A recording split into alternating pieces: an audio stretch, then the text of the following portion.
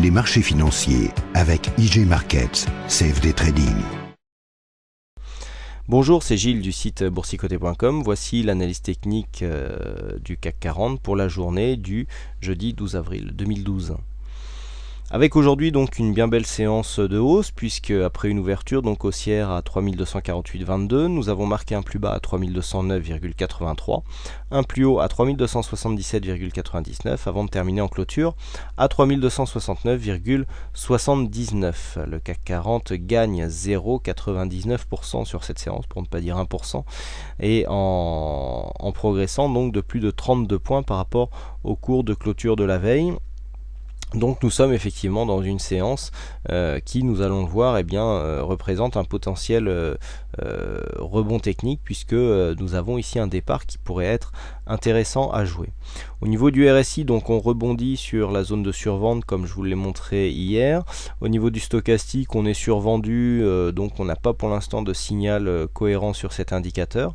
Par contre, au niveau du MACD, ce qu'il est intéressant de constater, c'est que nous avons un retournement ici des histogrammes.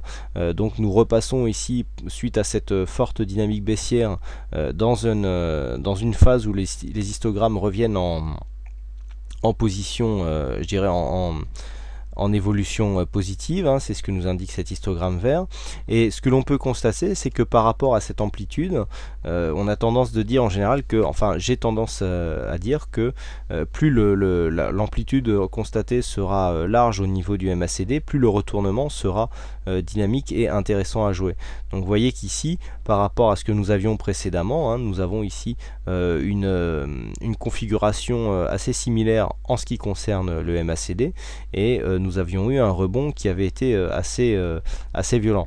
Donc là nous avons à peu près la même zone, vous voyez, avec une phase d'hésitation juste avant, une dynamique, et ici ensuite on s'était retourné. Et bien là on voit que c'est à peu près similaire, hein, puisque nous avons ici cette phase baissière, une zone d'hésitation ici qui est un peu plus courte mais qui existe, une deuxième phase dynamique et ensuite un retournement.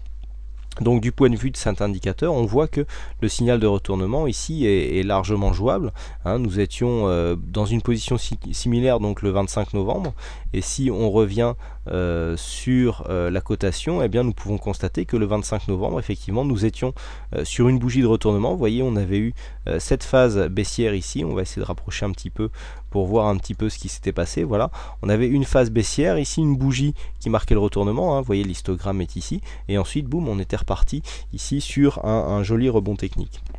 Alors attention, ici on est en train de comparer le MACD, je ne suis pas en train de dire que la configuration chartiste est exactement la même, mais on a quand même des ressemblances, hein, des choses assez similaires qui peuvent nous faire penser ici qu'un rebond technique est possible.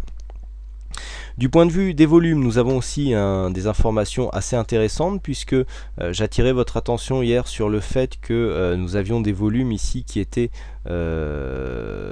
plus bas lorsque nous avions des séances baissières. Plus bas lorsque nous avions des séances haussières par rapport aux séances baissières. Alors aujourd'hui on inverse un petit peu la tendance, puisque la moyenne, je dirais, des séances baissières ici se situe à ce niveau là, et à part si on fait abstraction ici cette séance du 4 avril, eh bien on vient ici sur une zone supérieure au niveau des volumes, donc sur cette séance. Donc ça c'est assez intéressant.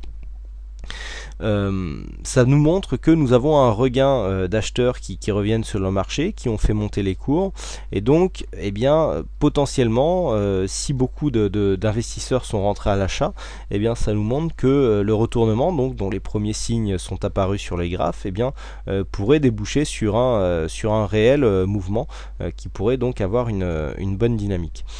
Volatilité en hausse, hein, par rapport par rapport à la moyenne des 20 dernières séances.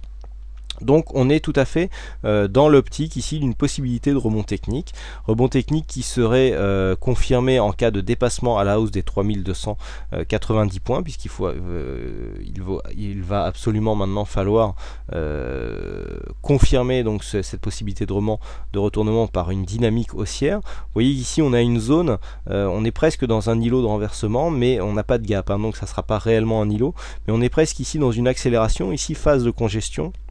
Et on sent que on pourrait repartir à la hausse. Donc demain, l'ouverture par exemple d'un gap ici sur cette zone à 3290 qui serait normalement certainement comblé, quoique s'il n'était pas comblé, ça serait un signal de force supplémentaire.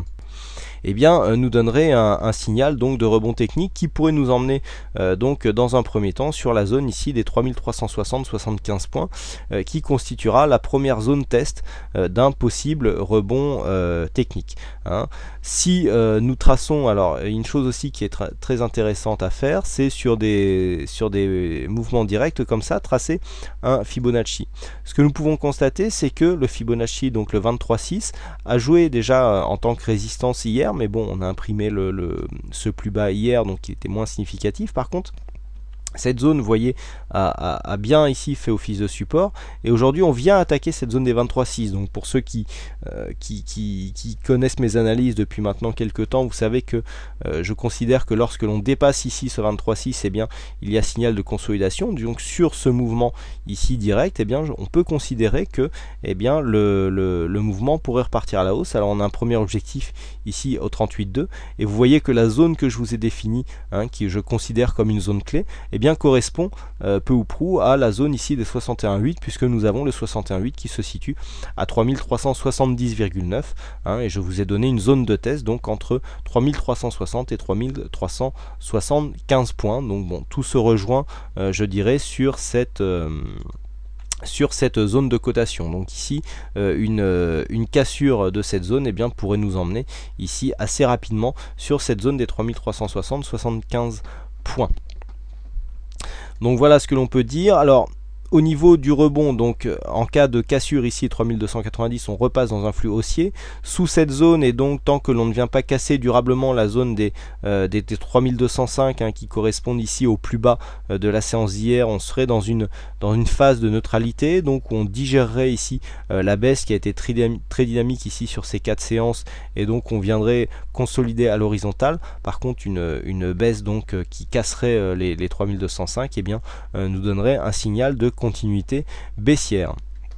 Vous voyez que nous sommes ici dans une phase qui rentrerait en consolidation, puisque je vous disais hier que lorsque les bougies ici avaient tendance à vouloir sortir de la bolle inférieure, c'est qu'on avait quelque part des mouvements d'exagération, mais aussi que la dynamique marquée par la pression baissière était relativement forte. Et aujourd'hui vous voyez que nous sommes très peu sortis de la bande de Bollinger, donc on considère que l'on revient sur des mouvements plus normaux, et donc suite à une forte dynamique comme ça, la réintégration à l'intérieur de ces Bollinger nous donne vraisemblablement et statistiquement souvent des rebonds techniques.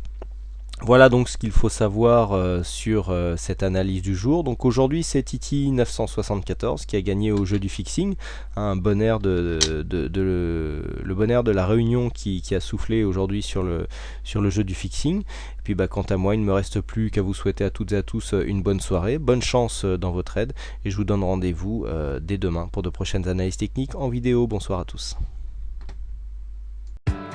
Les marchés financiers avec IG Markets, CFD Trading.